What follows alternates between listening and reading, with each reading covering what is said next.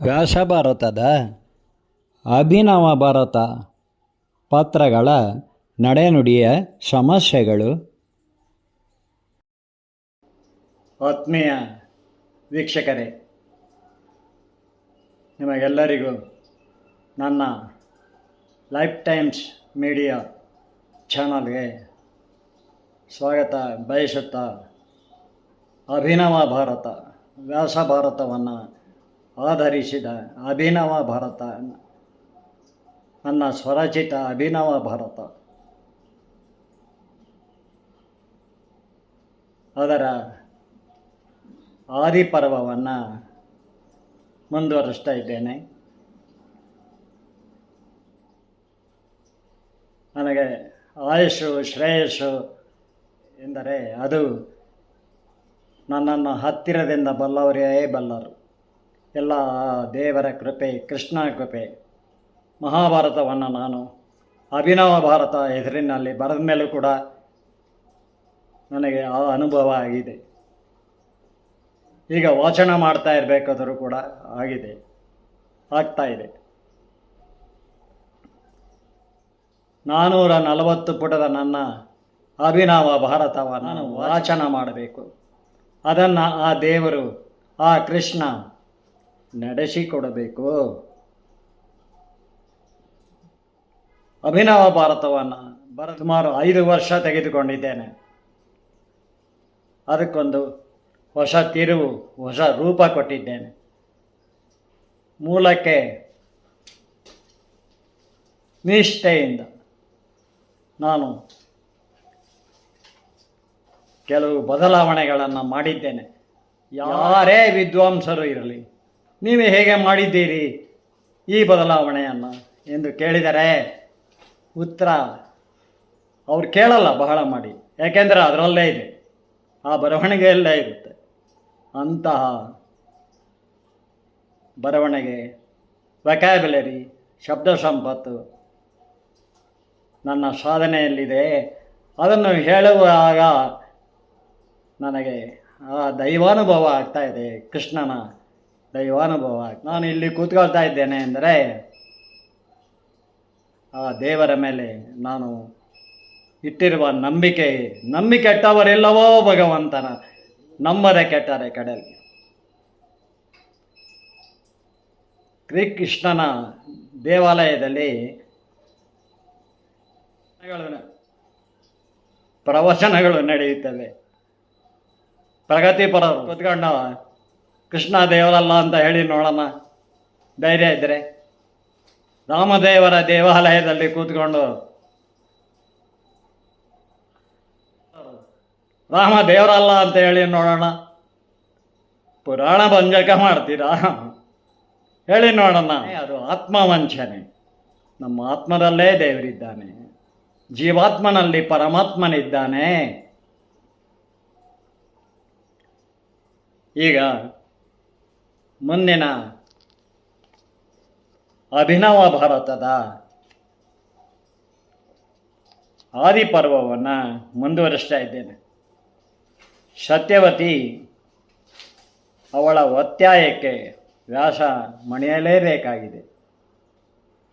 ಸತ್ಯವತಿ ನಿಯೋಗಕ್ಕೆ ಅವನನ್ನು ಒತ್ತಾಯಿಸ್ತಾಳೆ. ಅಂಬಾಲಿಕೆಯರಿಗೆ ಕುರುವಂಶೋದ್ಧಾರಕ್ಕಾಗಿ ವ್ಯಾಸ ಅನಿವಾರ್ಯವಾಗಿ ಒಪ್ಕೊಳ್ತಾನೆ. ಆಜನ್ಮ ಬ್ರಹ್ಮಚಾರಿ ಅವನು ಹುಟ್ಟಿನಿಂದಲೇ. ಅಂತೂ ಸತ್ಯವತಿಯ ಒತ್ತಾಯಕ್ಕೆ ವ್ಯಾಸ ಮಣಿಯಲೇಬೇಕಾಯಿತು. ಆನಂತರ ಒಂದು ದಿನ ಸತ್ಯವತಿಯು ಅಂಬಿಕೆಯನ್ನು ಹತ್ತಿರ ಕರೆದು, ಅಂಬಿಕೆ, ಇಂದು ತಡರಾತ್ರಿ ನಿನ್ನನ್ನು ಸೇರಲು ನಿನ್ನ ಭಾವ ಬರುತ್ತಾನೆ. ದೀಪದ ಬೆಳಕು ಆರಿಸದೆ ಎಚ್ಚರವಾಗಿರು ಎಂದು ಹೆಚ್ಚೇನೂ ಹೇಳದೆ ಹೋಗಿದ್ದಾಳೆ. ನೋಡಿ, ಮಹಾಭಾರತದಲ್ಲಿ ಯಾವ ರಹಸ್ಯಗಳಿಲ್ಲ, ಎಲ್ಲ ಸಮಸ್ಯೆಗಳೇ. ಪಾತ್ರಗಳ ನಡೆನುಡಿಯಲ್ಲಿ ಅವುಗಳ ನಡೆದುಕೊಳ್ಳುವ ರೀತಿಯಲ್ಲಿ, ಹೇಳುವ ರೀತಿಯಲ್ಲಿ ಏನು ಹೇಳ್ತಾಳೆ, ವ್ಯಾಸ ನೀನು ಮಹರ್ಷಿ ಎಂದು ಒಪ್ಕೊಳ್ಳೇಬೇಕು ಅವರು ಅಂತ ಅವ್ರ ಹತ್ರ ಮಾತಾಡಿದ್ದಲ್ಲದೆ, ಈಗ ಏನು ಹೇಳ್ತಾಳೆ ಸೊಸೆಗೆ, ನಿನ್ನ ಭಾವ ಬರ್ತಾನೆ ಅಂತಾಳೆ. ತಪ್ಪಲ್ವೇ? ಮುಂದೇನಾಗುತ್ತೆ ನೋಡಿ. ಆಮೇಲೆ ಲಾಟೀನ್ ಕೂಡ ಬಂದಿರಲಿಲ್ಲ ಆಗ, ಸೀಮೆಎಣ್ಣೆ ಲಾಟೀನ್ ಹೇಗಿತ್ತು ಆ ಕಾಲ?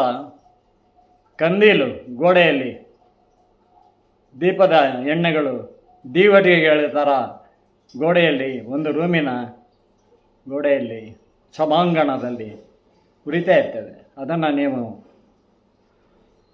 ಸಿನಿಮಾದಲ್ಲಿ ನೋಡಿರ್ಬೋದು, ಸೀರಿಯಲ್ಗಳಲ್ಲಿ ನೋಡಿರ್ಬೋದು, ಟಿ ವಿಯಲ್ಲಿ. ಅದನ್ನು ನಾನು ಇಲ್ಲಿ ವರ್ಣನೆ ಮಾಡಿದ್ದೇನೆ. ಆ ಕಾಲದಲ್ಲಿ ರಾಜರ ಅರಮನೆಗಳು, ಶ್ರೀಮಂತರ ಮನೆಗಳಲ್ಲಿ ಕರಕುಶಲ ಕಲೆಯ ಕೆತ್ತನೆಗಳಿಂದ ಕೂಡಿದ ಕಲ್ಲಿನ ಲೋಹದ ದೀಪಗಳು ಗೋಡೆಯ ಮೇಲಿನ ಕೈಮರದ ದೀವಟಿಗೆಯ ಬೊಗಣೆಗಳಲ್ಲಿ ಉರಿಯುತ್ತಿತ್ತು. ಮಲಗುವ ಮಂಚದ ಮಗ್ಗುಲಿಗೆ ಇರುವ ಕಾಲು ದೀಪ ಅದರ ಬೊಟ್ಟು ಚೊಂಚಿಗೆ ಎಣ್ಣೆ ಹಾಕಿದ ಬತ್ತಿ ಉರಿಯುತ್ತಿತ್ತು. ರಾತ್ರಿ ಬೀದಿಗಳಲ್ಲಿ ದೀವಟಿಗೆಗಳು ಉರಿಯುತ್ತಿದ್ದವು. ರಾತ್ರಿ ಕಂಬಗಳಲ್ಲಿ ದೀವಟಿಗೆಗಳು ಉರಿಯುತ್ತಿದ್ದವು. ಇಲ್ಲಿ ಗೋಡೆಯಲ್ಲೂ ಕೂಡ ಅಷ್ಟೇ, ಒಂದು ಕೋಣೆಯ ಗೋಡೆಯಲ್ಲಿ, ಸಭಾಭವನದಲ್ಲೂ ಕೂಡ ಜನರು ರಾತ್ರಿಯಾಗುತ್ತಿದ್ದಂತೆಯೇ ತಮ್ಮ ಕೆಲಸಗಳನ್ನು ಮುಗಿಸಿ ಬೇಗ ಊಟ ಮಾಡಿ ನಿದ್ರಿಸುತ್ತಿದ್ದರು. ಬೆಳಗಿನ ಜಾವ ಸೂರ್ಯೋದಯದಲ್ಲಿ ಎದ್ದು ತಮ್ಮ ದೈನಂದಿನ ಕೆಲಸಗಳಲ್ಲಿ ನಿರತರಾಗುತ್ತಿದ್ದರು. ಮಾರನೆಯ ದಿನ ಬೆಳಗಿನ ಜಾವಕ್ಕೇ ಎದ್ದು ಪ್ರಾತಃ ವಿಧಿಗಳನ್ನು, ಸ್ನಾನ ಪೂಜಾದಿಗಳನ್ನು ಮುಗಿಸಿಕೊಳ್ಳುತ್ತಿದ್ದರು. ಆ ಕಾಲದ ಆಹಾರವು, ಪಾನೀಯಗಳು ಇಂದಿಗಿಂತ ಹೆಚ್ಚು ಸತ್ವಯುತವಾಗಿದ್ದವು. ಜನರು ಹೆಣ್ಣಾಗಲಿ ಗಂಡಾಗಲಿ ದೇಹದಾಢ್ಯತೆಯಲ್ಲಿ ಬಲಶಾಲಿಗಳಿದ್ದರು. ಗಂಡಸರು ಸದೃಢವಾಗಿ ವೀರ್ಯ ಶೌರ್ಯವಂದಿತರಾಗಿದ್ದರು. ಅವರು ಸೈನಿಕರಾಗಿದ್ದರೆ, ಸಾಮಾನ್ಯ ಗೃಹಸ್ಥರಾಗಿದ್ದರು ಅಷ್ಟೇ. ಸ್ತ್ರೀಯರಲ್ಲಿ ದೈಹಿಕ ಶಕ್ತಿಯಲ್ಲಿ, ಅಂಗ ಸೌಷ್ಠವದಲ್ಲಿ ಸುಂದರಿಯರಿದ್ದರು. ಅವರು ಕೂಡ ಸುಂದರಾಂಗ ಪುರುಷೋತ್ತಮರಾಗಿದ್ದರು. ಗಂಡಸರು ಅರಮನೆಯ ರಾಣಿಯರ ಗತ್ತು ಜೂರತ್ತು ಹೆಚ್ಚಿರುತ್ತಿತ್ತು. ಅವರಲ್ಲಿ ಸಾಧ್ವಿ ಶಿರೋಮಣಿಯರಾದ ರಾಣಿಯರ ಹುಡುಕುವುದು ಕಡಿಮೆಯೇ. ಅಂದರೆ ನಯ ವಿನಯದಿಂದ ಮಾತನಾಡುವುದು, ಗತ್ತು ಜೂರತ್ತು.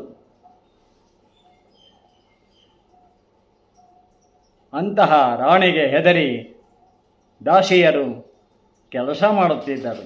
ಆ ರಾಣಿಗೆ ಮಾದರಿ ಎಂದರೆ ಅಂಬಿಕೆ. ಹಾಗಾಗಿ ಅಂಬಿಕೆಗೆ ಎಲ್ಲ ದಾಸಿಯರು ಕೂಡ ಹೆದರುತ್ತಾ ಇದ್ದರು. ಕಾವಲು ಭಟರು ಕೂಡ. ಅದೇ ಅಂಬಿಕೆಗೆ ಹೆದರ್ತಾ ಇದ್ರು. ಆದರೆ ಅವಳ ಅಹಂಕಾರ, ಅವಳ ಗತ್ತು ಜೂರತ್ತು ಬಹಳ ಇತ್ತು ಅಂಬಿಕೆದು. ಅಂಬಾಲಿಕೆಯು ಸಾತ್ವಿಕ ಸ್ವಭಾವವನ್ನು ದಾಸಿಯರೂ ಮೆಚ್ಚಿಕೊಂಡು ಸಂತೋಷದಿಂದ ಅವಳು ಹೇಳಿದುದನ್ನು ಮಾಡುತ್ತಿದ್ದರು. ಹಾಗಿರ್ಬೇಕ್ರಿ. ರಾಜ ಆದರೂ ಸರಿಯೇ, ರಾಣಿಯರಾದರೂ ಸರಿಯೇ, ಸಂತೋಷದಿಂದ ಮಾಡಬೇಕು ಅವ್ರ ಸೇವೆನ.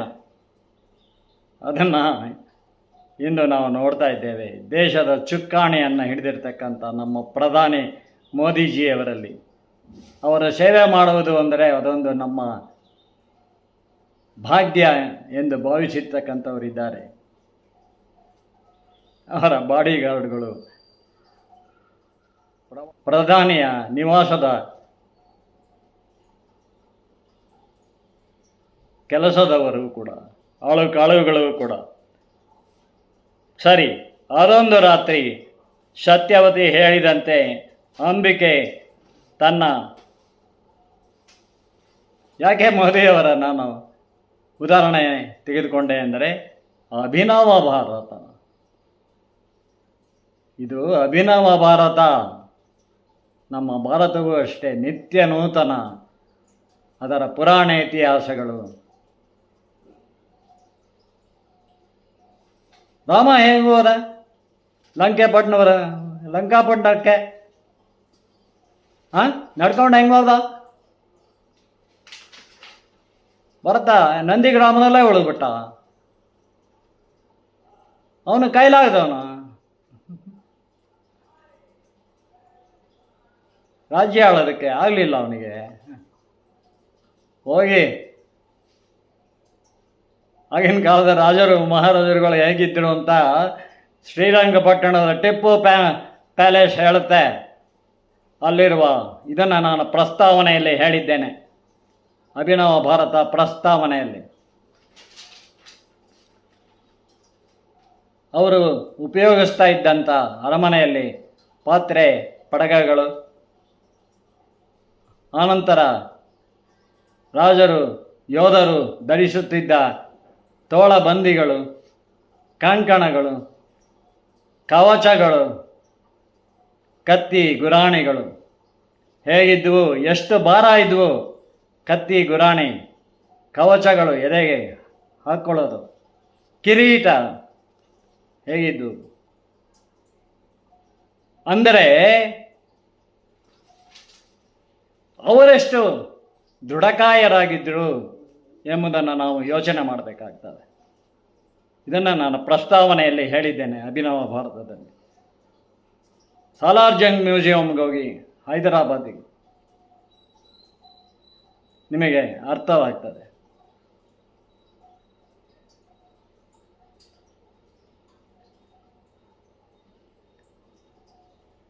ಹೆಂಗಸರು ಒನಕೆಯಲ್ಲಿ ಒಳಕಲ್ಲಿಗೆ ದವಸ ಧಾನ್ಯಗಳನ್ನು ಹಾಕಿ ಕೊಡ್ತಾಯಿದ್ರು. ಅವರೆಷ್ಟು ದೃಢಕಾಯರಾಗಿದ್ದರು ದೇಹ ದಾಢ್ಯತೆಯಲ್ಲಿ ಎಂಬುದನ್ನು ನಾವು ಯೋಚನೆ ಮಾಡಬೇಕಾಗ್ತದೆ. ಸುಮ್ಮನೆ ಪೂರ್ವಾಗ್ರಹ ಪೀಡಿತರಾಗಿ ಬಾಯಿಗೆ ಬಂದ ಹಾಗೆ ತಿರುಚಿ ಬರೆಯುವುದಲ್ಲ. ಇನ್ನೊಂದು ಎಕ್ಸಾಂಪಲ್, ನಮ್ಮ ಕರ್ನಾಟಕದ ಹೊರನಟ ರಾಜ್ಕುಮಾರ್ ಬಿಡಿ, ಅವರು ಗಾಂಧಿ ಸೀಟಲ್ಲಿರೋ ಜನಗಳು ಅವರನ್ನು ಬಹಳ ಇಷ್ಟಪಡ್ತಾರೆ. ಈ ಸಿನಿಮಾ ಹಾಡುಗಳು ಬಿಡಿ, ಎಲ್ಲ ನಾಟಕದವರು ಅಂತಿದ್ರು. ಇದನ್ನು ಮೀರಿ ಬೆಳೆಯಿತು ಕನ್ನಡ ಚಿತ್ರರಂಗ, ಹಿಂದಿ ಚಿತ್ರರಂಗವೂ ಕೂಡ ಅಷ್ಟೇ. ನಾನೇನಾದರೂ ಇವತ್ತು ಅಭಿನವ ಭಾರತವನ್ನು ಈ ರೀತಿ ಬರೆದಿದ್ದರೆ, ಅದನ್ನು ವಾಚನ ಮಾಡ್ತಿದ್ದರೆ ಕ್ಲಾಸ್ ಪೀಪಲ್ಲಿಗೆ, ಉನ್ನತ ವರ್ಗದವರಿಗೆ ಅಂತ ನಾನು ಭಾವಿಸಿದ್ದೇನೆ. ಮಾಸ್ ಪೀಪಲ್ ಅಂದರೆ ತಿರುಚಿ ಬರೆದಿಲ್ಲ ನಾನು.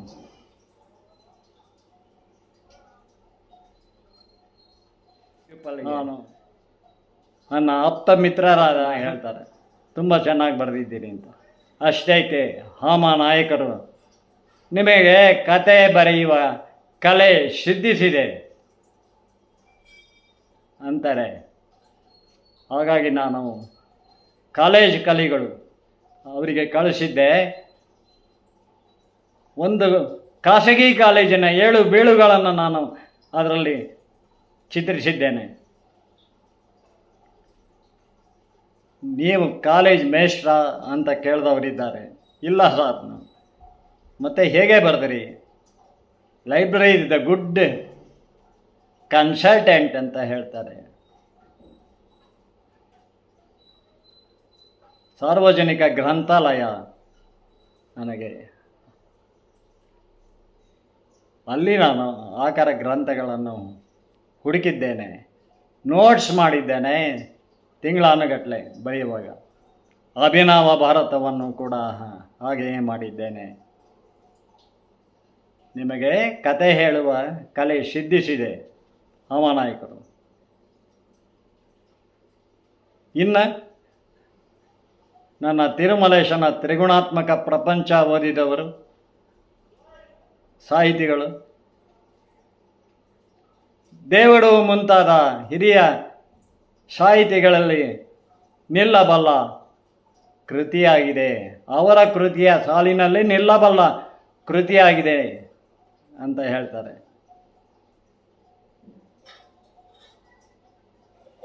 ನಾನು ಕಾಲೇಜ್ ಮೇಸ್ಟ್ರ್ ಆಗಬೇಕಾಗಿತ್ತು. ಕಾಲೇಜಿಗೆ ಸೇರಿದವನು. ಅಲ್ಲಿಂದ ಬಿಡಿಸಿ ನನ್ನನ್ನು ಬೇಗ ಕೆಲಸಕ್ಕೆ ಬಂದುಬಿಡ್ತಾನೆ ಅಂತ ಭದ್ರಾವತಿ ಫ್ಯಾಕ್ಟ್ರಿಗೆ ಹಾಕಿದ್ರು. ಅಲ್ಲಿ ಹೆಲ್ತ್ ಅಪ್ಸೆಟ್ ಆಗಿ ಅದು ಬಿಟ್ಟು ನಾನು ಎಲ್ಲಿಗೆ ಬಂದವನು?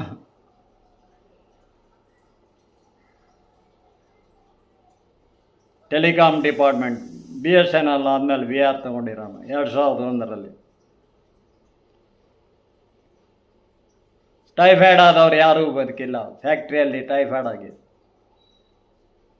ಆ ಕಾಲದಲ್ಲಿ 1968-70 ಕಾಲದಲ್ಲಿ. ಒಳ್ಳೆಯ ಕೆಲಸ ಮಾಡಬೇಕ್ರಿ, ಅದು ನನ್ನ ಅನುಭವ. ಮಹಾಭಾರತವನ್ನು ರಾಮಾಯಣ ಪಾತ್ರ ಪ್ರಪಂಚ, ಮಹಾಭಾರತ ಪಾತ್ರ ಪ್ರಪಂಚ ಅಂತ ಬರೆದಿದ್ದಾರೆ. ಮೈಸೂರು ಯೂನಿವರ್ಸಿಟಿ AR ಕೃಷ್ಣಶಾಸ್ತ್ರಿಗಳು ವಚನ ಭಾರತವನ್ನು ಬರೆದರೆ, ಧಾರವಾಡ ಯೂನಿವರ್ಸಿಟಿ ಪ್ರೊಫೆಸರ್ ಆದರೆ ಡಾಕ್ಟರ್ KS ನಾರಾಯಣಾಚಾರ್ ಅವರು ರಾಮಾಯಣ ಪಾತ್ರ ಪ್ರಪಂಚ ಬರೆದ ಮೇಲೆ ಒಬ್ಬರು ಬರ್ತಾರೆ ಬಿಸ್ನೆಸ್ ಮ್ಯಾನ್, ಮಹಾಭಾರತ ಪಾತ್ರ ಪ್ರಪಂಚವನ್ನು ಬರೀರಿ ಅಂತ. ಅಯ್ಯಪ್ಪ, ನನಗಾಗಲೇ ಈಗ 90 ದಾಟಿಬಿಟ್ಟಿದೆ, ನನ್ನ ಕೈಯಿಂದ ಆಗೋದಿಲ್ಲ ಅಂತ ಹೇಳ್ತಾರೆ. ಇಲ್ಲ, ನೀವು ಬರೀತೀರಿ, ಒಳ್ಳೆಯದಾಗುತ್ತೆ ಅಂತ ಹೇಳಿ 10,000 ರೂಪಾಯಿ ಕೈಯಲ್ಲಿ ಇಟ್ಟು ಹೋಗ್ಬಿಡ್ತಾರಂತೆ. ಅವರ ಮುನ್ನುಡಿಯಲ್ಲಿ ಹೇಳಿದ್ದಾರೆ. ಬರೆದಾದ್ಮೇಲೆ ನನ್ನ ಆರೋಗ್ಯ ಸುಧಾರಿಸಿತು ಎಂದು ಹೇಳುತ್ತಾರೆ. ನನ್ನ ಕತೆ ಕಾದಂಬರಿಗಳು ಕೂಡ ಧಾರಾವಾಹಿಯಾಗಿ ಬಂದಿವೆ. ನಾನು ಅನಧಿಕೃತವಾಗಿ ಕಂಪ್ಯೂಟರ್ ಕ್ಷೇತ್ರಕ್ಕೆ ಬಂದಿದ್ದರಿಂದ ಸಾಹಿತ್ಯ ಕ್ಷೇತ್ರದಲ್ಲಿ ಕಾಣೆಯಾದೆ. 100ಕ್ಕೂ ಹೆಚ್ಚು ಸಣ್ಣ ಕಥೆಗಳನ್ನು ಬರೆದಿದ್ದೇನೆ. ನನ್ನ ತಿರುಮಲೇಶನ ತ್ರಿಗುಣಾತ್ಮಕ ಪ್ರಪಂಚ ಹಾಗೂ ಅಭಿನವ ಭಾರತ ಇವೆರಡು. ಆಮೇಲೆ ದಿ ಮೆಸೇಜ್ ಫ್ರಮ್ 7 ಹಿಲ್ಸ್ ಇಂಗ್ಲೀಷಿನಲ್ಲಿ ಶ್ರೀನಿವಾಸ ತಿರುಮಲೇಶನ ತ್ರಿಗುಣಾತ್ಮಕ ಪ್ರಪಂಚವನ್ನು ಆಧರಿಸಿ ಬರೆದಿದ್ದೇನೆ.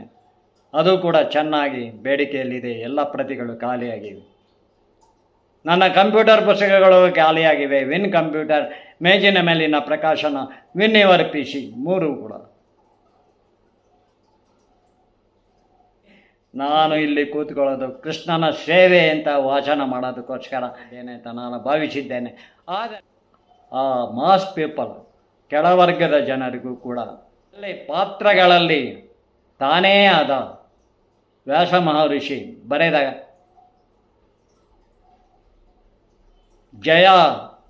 ಜಯ ಹೆಸರಿನಲ್ಲಿ ಬರೆದ ವಚನ ಭಾರತದಲ್ಲಿ ಹೇಳ್ತಾರೆ, ಮಹಾಭಾರತವನ್ನು ಜಯ ಹೆಸರಿನಲ್ಲಿ ವ್ಯಾಸ ಮಹರ್ಷಿ ಬರೆದಿದ್ದಾನೆ. ಕಥಾನಕದ ಒಂದು ಪಾತ್ರವೇ ಆಗಿ ಅದು ನಿಷ್ಠವಾದ ಕೃತಿ. Mysuru university doctor AR Krishnashastri ಅವರು ಹೇಳುವ ಹಾಗೆ ಇದನ್ನು ನನ್ನ ಜೊತೆ ಕುಳಿತು ಸಮಾಲೋಚನೆ ಮಾಡಬಹುದು. ನನ್ನ ಅಭಿನವ ಭಾರತವನ್ನು ತೆಗೆದುಕೊಂಡು ಈಗಾಗಲೇ ಕೆಲವು ಬ್ರಾಹ್ಮಣೋತ್ತಮರು ಹಾಗೂ ಮೇಷ್ಟ್ರಿಗಳು ಮುಖ್ಯವಾಗಿ 46ನೇ ಆ್ಯನಿವರ್ಸರಿಗೆ ವಾರ್ಷಿಕೋತ್ಸವಕ್ಕೆ ವಿವಾಹ ವಾರ್ಷಿಕೋತ್ಸವಕ್ಕೆ ಬಂದು ನನ್ನನ್ನು ಸನ್ಮಾನ ಮಾಡಿದ ಡಾಕ್ಟರ್ ಚಿಕ್ಕಣ್ಣ ಎಣ್ಣೆಕಟ್ಟೆ ಅವರು ಓದಿದ್ದಾರೆ. ಇನ್ನು ಸಾಮಾನ್ಯರು, ಜನಸಾಮಾನ್ಯರು, ನನ್ನ ಸ್ನೇಹಿತರು, ನಮ್ಮ ಲೇಔಟಲ್ಲಿರೋರು ಬೆಂಗಳೂರಿನಲ್ಲಿ ಅವರು ಓದಿ ಕಣ್ತುಂಬಿಕೊಂಡಿದ್ದಾರೆ. ಮಹಿಳೆಯರ ಆದಿಯಾಗೂ ಕೂಡ ಎಷ್ಟು ಚೆನ್ನಾಗಿ ಬರೆದಿದ್ದೀರಿ. ಕೆಲವರು ಈಗ ಇದು ಸೀರಿಯಲ್ ಆದರೆ ಎಷ್ಟು ಚೆನ್ನಾಗಿರುತ್ತೆ ಅಂತ ಹೇಳ್ತಾರೆ. ನನ್ನ ತುತ್ತೂರಿ ನಾನೇ ಊರಿಕೊಳ್ಳುತ್ತಿದ್ದೇನೆ ಅನಿವಾರ್ಯವಾಗಿ. ಈಗ ಕೇಳಿ, ಅದೊಂದು ರಾತ್ರಿ ಮಹಾಭಾರತದಲ್ಲಿ ಎಲ್ಲ ಪಾತ್ರಗಳು ನಡೆನುಡಿಯಲ್ಲಿ ಸಮಸ್ಯೆಯನ್ನು ಹುಟ್ಟಾಕ್ತವೆ. ಇಲ್ಲಿ ಯಾವ ರಹಸ್ಯ ಇಲ್ಲ. ಪಾತ್ರಗಳು ಹುಟ್ಟು ಹಾಕುವ ಸಮಸ್ಯೆಗಳು. ಭೀಷ್ಮ ಮೊದಲನೇವನು, ಕಥಾನಕದ ಪಾತ್ರಧಾರಿ, ಸೂತ್ರಧಾರಿ, ಅವನೇ ತಪ್ಪು ಮಾಡ್ತಾನೆ. ಅರ್ಥಹೀನ ಬ್ರಹ್ಮಚರ್ಯಗೆ ಚಿತ್ರಾಂಗದ ವಿಚಿತ್ರ ವೀರ್ಯ ಸದ್ಮೇಲೂ ಕೂಡ ಅರ್ಥಹೀನವಾಗ್ತದೆ ಅವನ. ಆದರೂ ಕೇಳಲ್ಲ, ಅರ್ಥಹೀನವಾಗಿದೆ, ನೀನೀಗ ಭೀಷ್ಮ ಅಲ್ಲ ದೇವವ್ರತ ಅಂತ ಹೇಳಿದ್ರು ಕೇಳೋದ. ಆಮೇಲೆ ವ್ಯಥೆ ಪಡ್ತಾನೆ. ಇನ್ನೇನು ಯುದ್ಧ ಎಷ್ಟು ಪ್ರಯತ್ನ ಪಡ್ತಾನೆ ಯುದ್ಧ ಆಗದೇ ಇರಲಿ ಅಂತ. ದ್ರೋಣಾಚಾರ್ಯರು ಅಷ್ಟೇ, ಯುದ್ಧ ಆಗದೇ ಇರಲಿ ಅಂತ ಎಷ್ಟೊಂದು ಪ್ರಯತ್ನ ಪಡ್ತಾರೆ. ಬಬ್ರುವಾಹನ ಯಾಕೆ ಯುದ್ಧ ಮಾಡಲಿಲ್ಲ? ಘಟೋತ್ಕಚನ ಮಗ ಯಾಕೆ ಯುದ್ಧ ಮಾಡಲಿಲ್ಲ? ಸುಮ್ಮನೆ ಇಲ್ಲದ ಖ್ಯಾತೆ ತೆಗೆಯೋದು ಅಲ್ಲ. ಮೂಲದಲ್ಲಿ ಅದ್ಯಾವುದೂ ಇಲ್ಲ. ಯಾಕಿಲ್ಲ ಅನ್ನುವ ಕಾರಣವನ್ನು ನಾವು ಇಲ್ಲಿ ಹುಡುಕಬೇಕಾಗಿಲ್ಲ. ಈ 440 ಪುಟದ ನನ್ನ ಅಭಿನವ ಭಾರತವನ್ನು ನಾನು ವಾಚನ ಮಾಡಲು ಆ ದೇವರು ಅವಕಾಶ ಮಾಡಿಕೊಟ್ರೆ ಸಾಕು ನನಗೆ. ಆ ಕೃಷ್ಣ ಅವನನ್ನು ನಮಿಸಿ, ನಾರಾಯಣನೂ ಅವನೇ, ಕೃಷ್ಣನೂ ಅವನೇ, ಈಶ್ವರನೂ ಅವನೇ, ದೇವರು ಒಬ್ಬನೇ.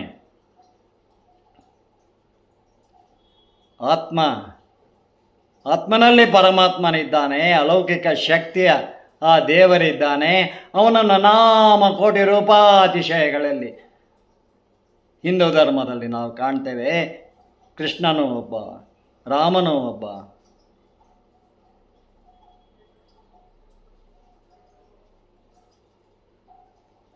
ಪ್ರಶಸ್ತಿಗಳಲ್ಲ ಯಾರಿಗೆ ಬರ್ತಾ ಇದ್ದಾವೆ ಈಗ? ಸ್ವಕಾಳ್ ಪ್ರಗತಿಪರರಿಗೆ. ರಾಮ ದೇವರಲ್ಲ, ಕೃಷ್ಣ ದೇವರಲ್ಲ, ಅವರಿಗೆ. ಜ್ಞಾನ ವಿಜ್ಞಾನದಲ್ಲಿ ಅಜ್ಞಾನ ಹೋಗಿಲ್ಲ ಅವರಿಗೆ. ಅಜ್ಞಾನ ಹೆಚ್ಚಾಗಿದೆ, ಅಹಂಭಾವ ಹೆಚ್ಚಾಗಿದೆ, ಅಹಂಕಾರ ಹೆಚ್ಚಾಗಿದೆ. ಇರಲಿ, ಈಗ ಮುಂದಿನ ಕಥೆಯನ್ನು ಓದ್ತೇನೆ, ಕೇಳಿ. ಅದೊಂದು ರಾತ್ರಿ ಸತ್ಯವತಿ ಹೇಳಿದಂತೆ ಅಂಬಿಕೆ ತನ್ನ ಶಯಾಗೃಹದ ಗೋಡೆ ದೀಪಗಳನ್ನು ಆರಿಸಿ ಮಂಚದ ಮೊಗ್ಗುಲಿನ ಕಾಲು ದೀಪದ ಬತ್ತಿಯನ್ನು ಮಂದಗತಿಯಲ್ಲಿ ಉರಿಸಿಟ್ಟುಕೊಂಡು ಹಾಸಿಗೆಯಲ್ಲಿ ಕಾಲು ಚಾಚಿ ದಿಂಬಿಗೊರಗಿದ್ದಾಳೆ.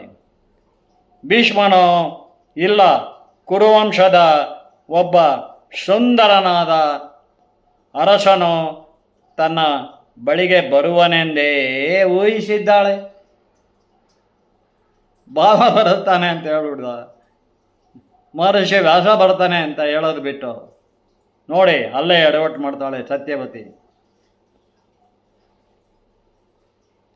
ಸಮಸ್ಯೆಗೆ ಹುಟ್ಟಾಕ್ತಾಳೆ. ತಡರಾತ್ರಿ ವ್ಯಾಸ ಅಂಬಿಕೆಯ ಕೋಣೆಗೆ ಬಂದಿದ್ದಾನೆ. ಮಂದ ಬೆಳಕಿನಲ್ಲಿ ಅಂಬಿಕೆಯು ಅವನನ್ನು ಕಾಂಡವಳೆ. ಇವನಿಗೆ ಯಾರೋ ಭಯಂಕರ ಬೈರಾಗಿ ಬಂದನೆಂದೇ ಹೆದರಿಕೊಂಡಿದ್ದಾಳೆ. ಅವನ ಕಡುಗಪ್ಪು ಮೈ ಬಣ್ಣಕ್ಕೆ, ಮೈ ವಾಸನೆ,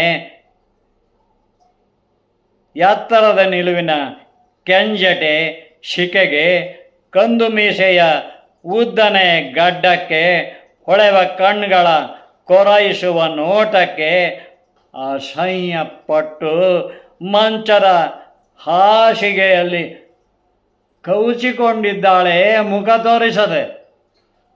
ಅಂಬಿಕೆ ವ್ಯಾಸನು ಅವಳ ಮಗ್ಗುಲಿಗೆ ಕುಳಿತು ಮುಂದಲೆ ನೇವರಿಸಿ ತನ್ನ ಕಡೆ ತಿರುಗಿಸಿಕೊಳ್ಳಲು ಯತ್ನಿಸಿದರೂ ಕಣ್ತೆರೆಯಲೋಳು. ಕಣ್ಮುಚ್ಕೊಂಡ್ಬಿಟ್ಟಿದ್ದಾಳೆ, ಇವನನ್ನು ನೋಡೋದು ಬೇಡ ಅಂತ. ಸುಂದರಿ ಸುಪುಷ್ಟಾಂಗನೆಯವಳ ಮೈಮಾಟಕ್ಕೆ, ಹೆಣ್ಣಿನ ಸನಿಹದಲ್ಲಿ ಮೊದಲ ಬಾರಿಗೆ ಹೆಣ್ಣಿನ ಸನಿಹ ವ್ಯಾಸ ಮಹರ್ಷಿ. ಅವನು ಮನುಷ್ಯನೇ, ಕಟ್ಟ ಹುಟ್ಟಿನಿಂದಲೇ ಬ್ರಹ್ಮಚಾರಿ ಆದರೂ ಕೂಡ ಹೆಣ್ಣಿನ ಸನಿಹದಲ್ಲಿ ಮೊದಲ ಮನಮೋಹಕ ಸೆಳೆತಕ್ಕೆ ಋಷಿ ವ್ಯಾಸನು ಮೈಮರೆತಿದ್ದಾನೆ. ಅದು ಸಹಜ ವಿಧಿ ನಿಯಮವಾಗಿರಲು ಸಾಕು. ಅವಳೊಂದಿಗೆ ದೈಹಿಕವಾಗಷ್ಟೇ ಕೂಡಿ ರಮಿಸಿದ್ದಾನೆ.